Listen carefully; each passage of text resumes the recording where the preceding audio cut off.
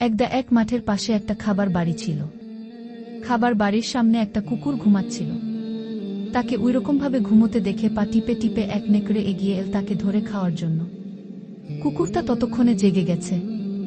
নেকড়েটা সবে তার গায়ে কামড় বসাতে যাচ্ছে, এমন সময় কুকুরটা এক লাফে তার থেকে কিছুটা দূরে সরে গিয়ে বলল, শোন, একটা ভালো কথা তোমাকে বলি। আমাকে এখন খেয়ে তোমার তেমন সুবিধে হবে না। আমি বড্ড রোগা হয়ে গেছি, পেটে বহুদিন ভালোমন্দ পড়েনি, তাই আমাকে খেয়ে তোমার পেটও ভরবে না। আমার মালিকের বাড়িতে আজ মহাভোজ হবে, আর সেই ভোজের খাবার খেয়ে একটু মোটাসোটা হয়ে নিই আমি। তারপর এসে আমাকে খেও, তাতে মজা পাবে, পেটও বেশ ভরবে তোমার। কুকুরের এই কথা শুনে নেকড়ে তখন আর তাকে না খেয়ে চলে গেল। পরদিন কুকুরের ভোজ খাওয়া হয়ে গেছে ভেবে আবার সেই নেকড়ে এল। এসে দেখো কুকুরটা খামার বাড়ির ছাদের উপর না ডাকিয়ে ঘুমোচ্ছে।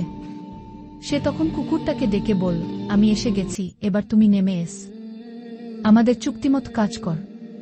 কুকুরটা তখন হাসতে হাসতে বলল, নিচে মাটিতে ঘুমন্ত অবস্থায় যদি আমাকে আবার কোনোদিন খেতে আস, তাহলে আমার ভোজ খাওয়া পর্যন্ত আর অপেক্ষা করতে যেও না।